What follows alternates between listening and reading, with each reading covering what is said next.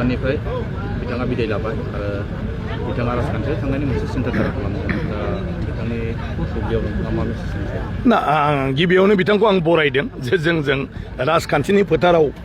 फैनायनि थाखाय जेन बिथाङा बेवहाय फैनानै माने मोजाङैनो मोजां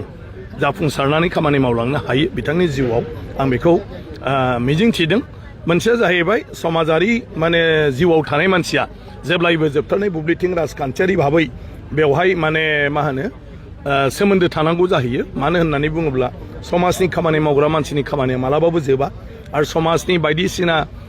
जेंनाफ्राव माने जनानै थानो हाया गतिके मानाव गेदेर दिपेन बर' बिथाङाबो निस्सय गावनि बेक्तिगत जिबनाव बेफोर बाथ्राखौ साननानैनो राजखान्थि फारसे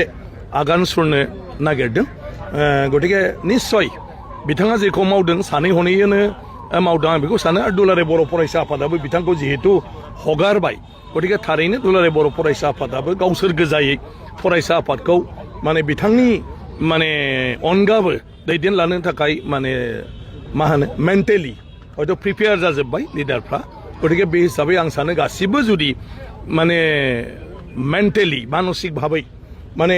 प्रस्तुत जाखायोब्ला आं सानो फरायसा आफादाबो सोलिलांगोन मोजाङै आरो दिपेन बर' बिथाङाबो गावनि जिउआव माने राजनैतिक जिउखौ मोजाङै मोजां